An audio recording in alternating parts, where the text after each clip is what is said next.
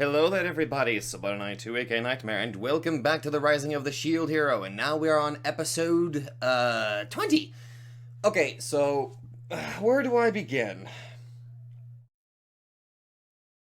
I thought that the Spear Hero and the Bow Hero were, well, I mean, obviously I didn't think that they were dead, but I was wondering how the hell they managed to escape. Congratulations, I was correct, they were alive, and they somehow escaped, and lo and behold, it's the church that's gonna try to. Okay. I'm having a hard time trying to wrap my head around this. Okay, so the church and the kingdom were in cahoots, but apparently, judging by the way the scenes were laid out, the church was kind of behind, or they were. They seemed to be kind of actually the ones in control rather than the ones being used. And boy, did that confuse the fuck out of Malty, didn't it? We also got to see a very intriguing judgment level or judgment spell there. No, just God's judgment basically. And they had intended entirely to take out not only the shield hero but also spear hero. And I don't think I need to summarize. I don't think I really need to talk about my thoughts on the spear hero. The dude's a dumbass. My God, he's a pompous one too. Like, he's really below the bar. He's like right above Malty in terms of how much I hate them. But the priest, what was his name? Balmuth? I am so sorry if I'm butchering what his name was. I swear I think it was a B. I think it might have been Balmuth. But he did bring up a relatively fair point that the heroes weren't acting very much like heroes. And he even brought up about how the sword heroes' actions led to a terrible epidemic, the spear heroes' actions led to plant monsters, and the bow hero just didn't even think how to sort out that entire situation with that village. But he mentioned something about a sort of sin that Naofumi committed, but he didn't really specify what it was. So I spent this entire time trying to like wrap my head around like, okay, what the hell could this priest have been referring to? Because as far as I know, Naofumi really hasn't done anything wrong. I mean, in the grand scheme of things, he really hasn't done anything wrong. He's actually done much more good than he's done bad.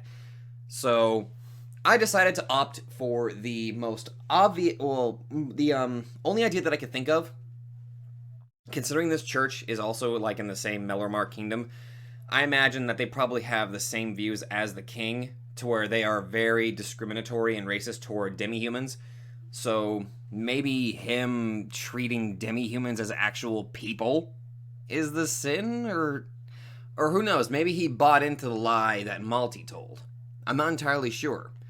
But we're going to have to find out now, aren't we? So, the previous episode, the episode that came after that, however, I mean, yeah, I can kind of see how that was definitely sort of a recap episode, because not a lot happened. It was more or less Naofumi just kind of scolding the heroes like, you're asking for my help after all of the shit that you put me through? And, I mean, it was a very well-deserved scolding, and I gotta say, I mean, don't get me wrong, I know why the priest did not attack. I know why he didn't attack. They needed time to recharge the weapon. But I just liked my scenario of him just casually waiting for them to finish. And just everybody's resting, getting all their magic actually rebuilt up. And, oh, by the way, those s'mores actually taste quite nice. They might actually go good with my scone. Anyway, wait. Do scones and s'mores go well together? Why am I even talking about that? More importantly, let's actually get into this, shall we? Good news! Pope is dead!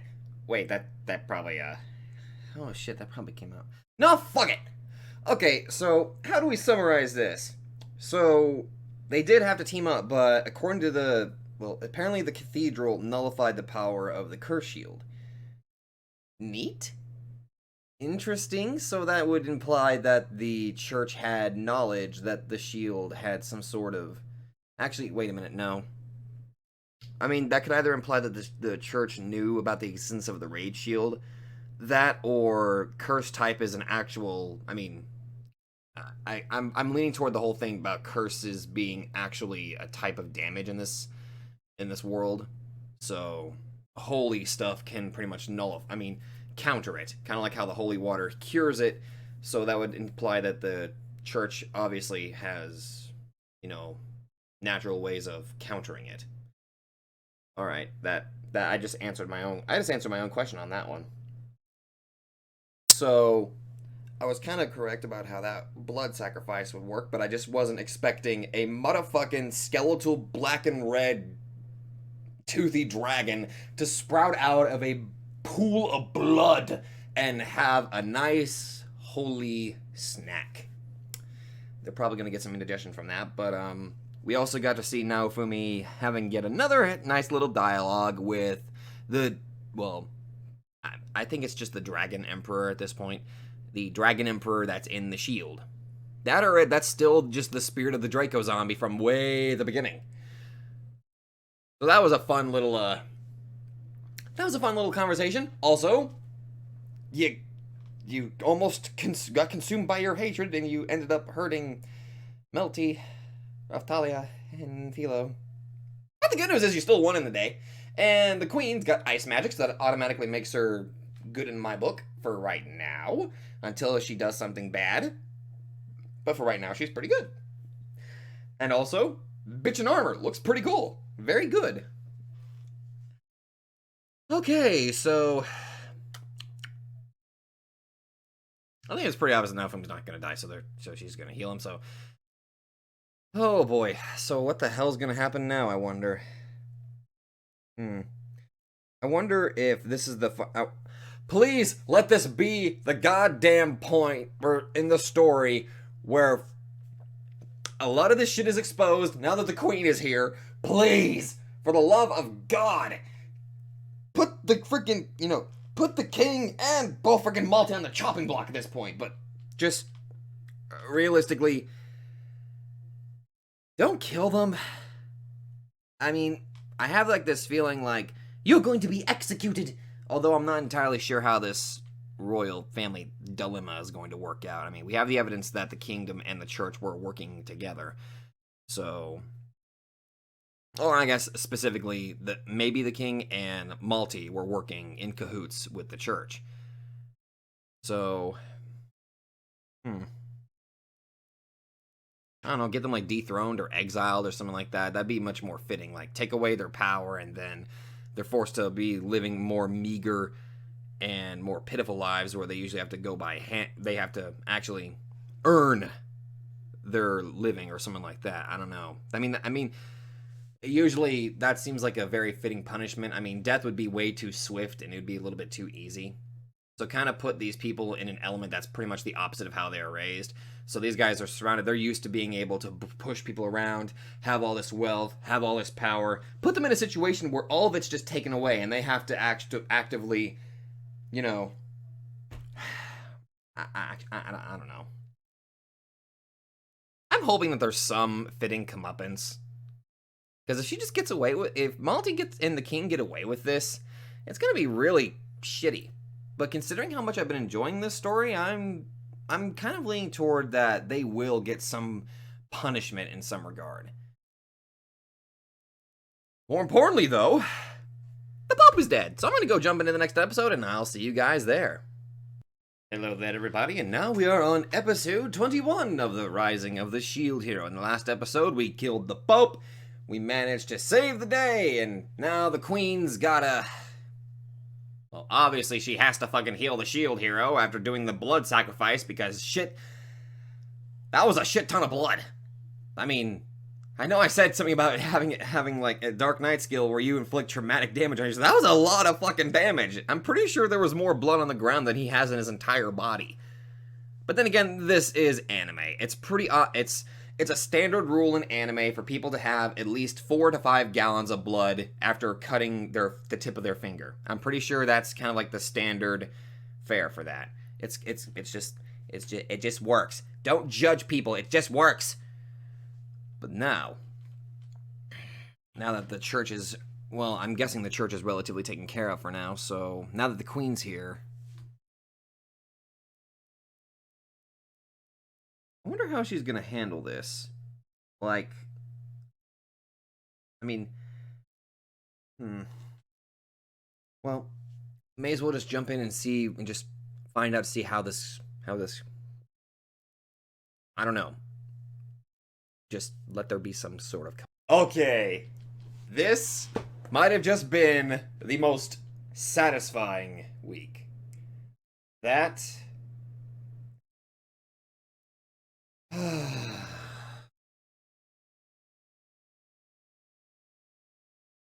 Not only the best comeuppance for trash and bitch, that is still that is still one of the most satisfying punishments right there. Oh my god. I am really glad they didn't go for the execution. I mean, dear god, death. No, no, no, no. The shit that they put the entire country through, especially the shield here, now for me, the death would have been way. They would have gone off scot-free for death, with death. Dear lord. That punishment is much better. Okay, whew. Well, great! For some reason, that kind of feels like it's meant to be like a sort of a final episode, but there's clearly like 4 more, so shit, that's got me hyped to see what else this show has in store for me, even though there are like the 4 last episodes.